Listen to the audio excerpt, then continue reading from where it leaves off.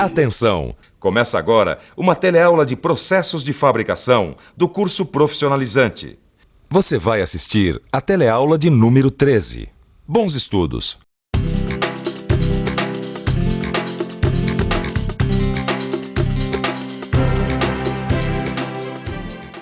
Ô, companheiro, por favor, se eu tivesse que unir essas duas peças de metal, que método você acha que eu deveria usar? Por exemplo, se você quisesse unir elas aqui, ia ter que usar uma solda, né? Solda, né? Pois é. Hoje em dia, todo mundo sabe que um dos melhores métodos para se unir permanentemente duas peças de metal é a soldagem. A soldagem ganhou diferentes processos para diferentes aplicações. Aqui, no Telecurso Profissionalizante, a gente vai começar a ver alguns desses processos. A teleaula de hoje é sobre a soldagem oxigás. Hoje, você vai aprender o que é soldagem oxigás. Qual o equipamento necessário para esse tipo de soldagem? Como ela é feita? Quais são suas principais características? E para que ela serve? Você já sabe que os processos de soldagem são muitos. A soldagem oxigás, que a gente vai estudar hoje, é um processo por fusão. Afinal, o gás veio para fundir.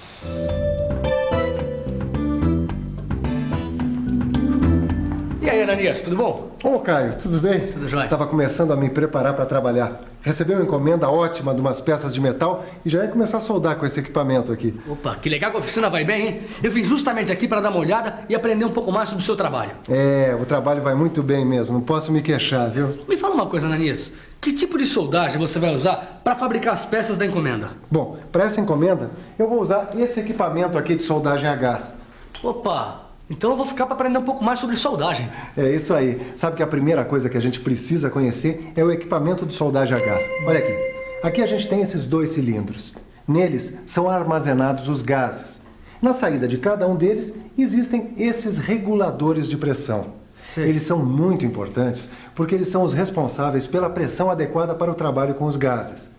Os reguladores de pressão podem ser de dois tipos, de um estágio ou de dois estágios. Esse aqui, ó, é um de um estágio e esse é de dois estágios. Tá. Bom, depois de passar pelos reguladores de pressão, os gases seguem por essas mangueiras aqui e chegam até aqui, ao maçarico, que é o principal componente desse equipamento.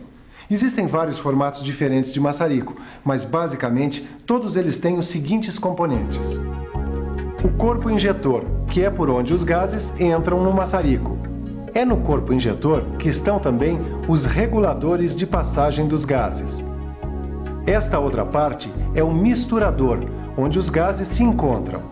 A lança, que conduz a mistura até o bico. E o bico, que tem um orifício por onde os gases passam. Legal, hein, Ananias? Esse aí é todo o equipamento que a gente precisa para fazer a soldagem a gás. É, você acabou de ver todos os componentes básicos de um maçarico. Agora você vai ver que existem dois modelos mais comuns de maçarico. Vamos ver quais são?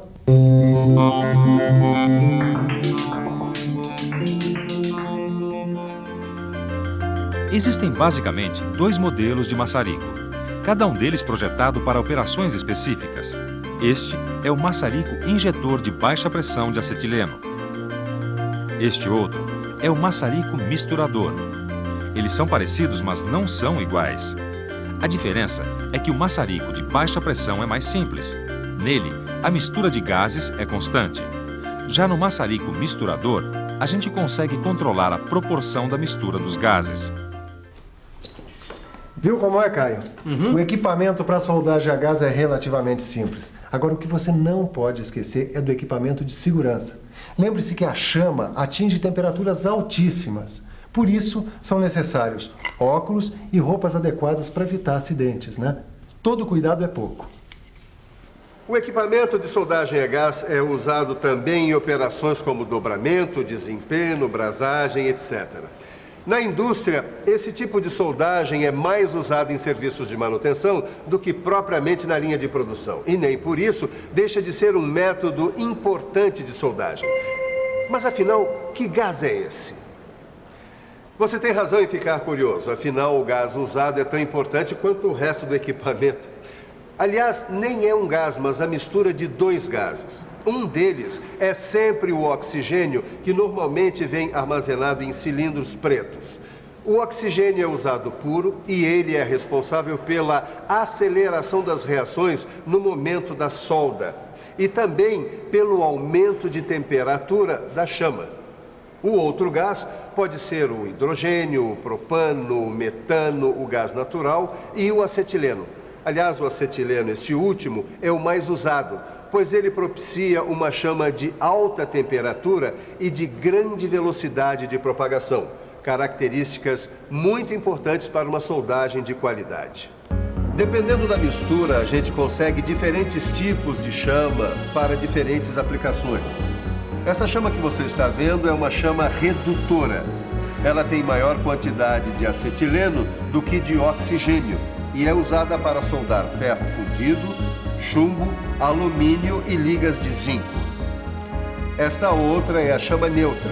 Ela tem uma parte de acetileno, uma parte de oxigênio puro e uma parte e meia de oxigênio do ar. Repare bem que ela apresenta esse dardo brilhante.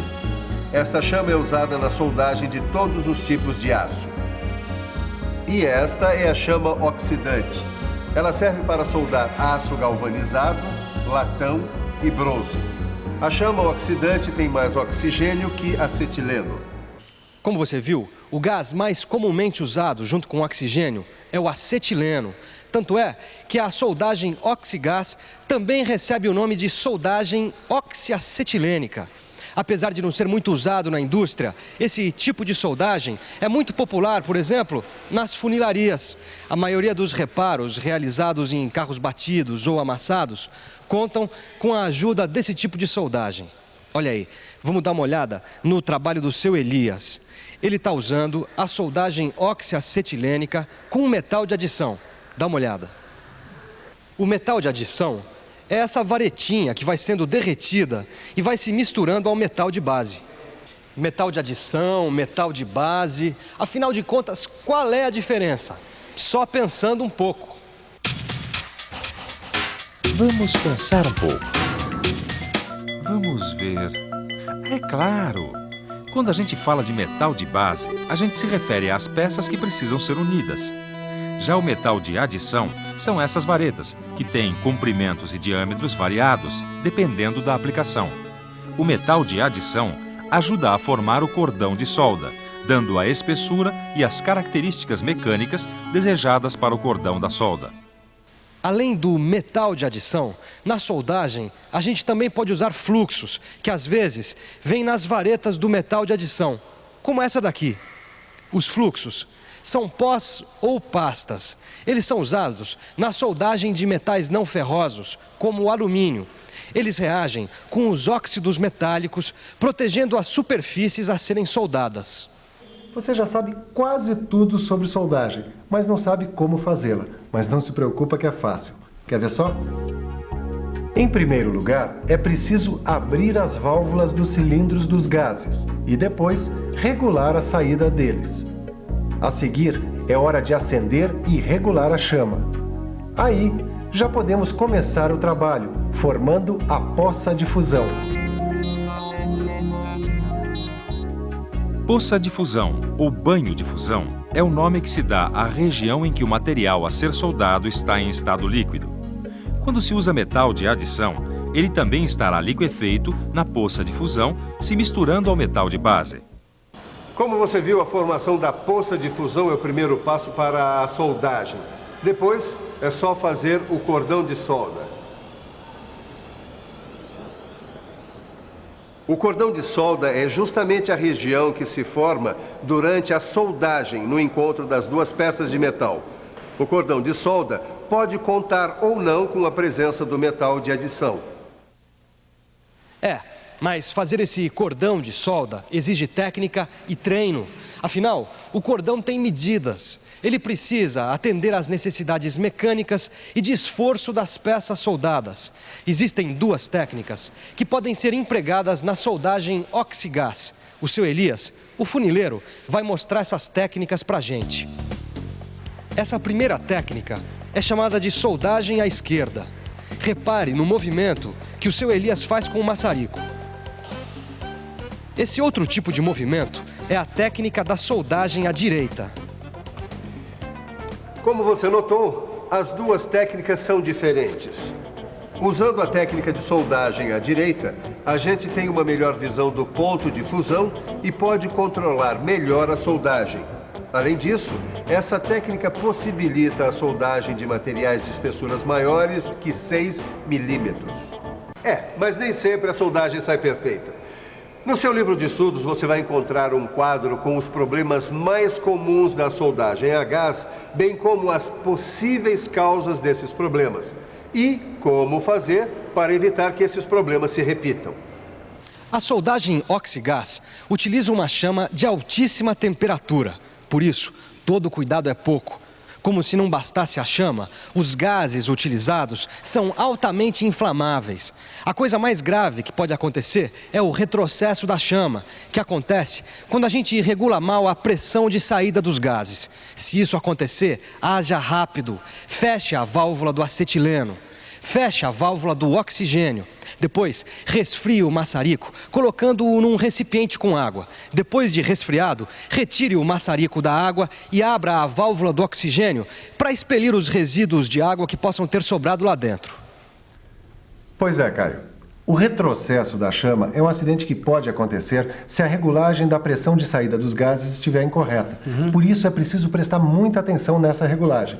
E não só nela. Existem várias medidas que você deve adotar para evitar problemas com equipamento de soldagem a gás. Sempre que você tiver que transportar o equipamento, use carrinhos especiais, sempre na posição vertical, com o capacete de proteção das válvulas. O equipamento deve ser guardado em local ventilado. Os orifícios das válvulas devem estar sempre limpos. Manuseie os cilindros com cuidado, evitando choques. Sempre verifique se não há vazamentos nas mangueiras e nas conexões. Lembre-se de usar sempre tenazes para manusear os materiais metálicos soldados. Eles estão sempre em altas temperaturas. Olha aí, essas são apenas algumas dicas de segurança. E como segurança nunca é demais, no seu livro de estudos tem algumas sugestões para que você nunca tenha problemas com equipamento de soldagem a gás. E para que você não esqueça nada do que aprendeu hoje, vamos agora para uma boa revisão. E atenção, se liga aí que é a hora da revisão. Na teleaula de hoje, você aprendeu que a soldagem é um dos principais métodos usados para unir peças metálicas. Você aprendeu que um dos tipos de soldagem que existe é a soldagem a gás ou soldagem oxiacetilênica. Você ficou conhecendo todos os componentes básicos para fazer uma soldagem a gás. Aprendeu que existem diferentes tipos de chama para diferentes aplicações. Aprendeu também que a soldagem a gás pode usar metais de adição e fluxos e que existem duas técnicas de soldagem. Finalmente, você ficou sabendo de algumas dicas para garantir a sua segurança durante a operação do equipamento para soldagem a gás. Então, aprendeu alguma coisa sobre a soldagem a gás? Eu tenho certeza que sim. Agora, se ficou alguma dúvida, pegue o seu livro de estudos. E se não ficou dúvida alguma, pegue o seu livro de estudos também e aprofunde o seu conhecimento. Até a nossa próxima teleaula.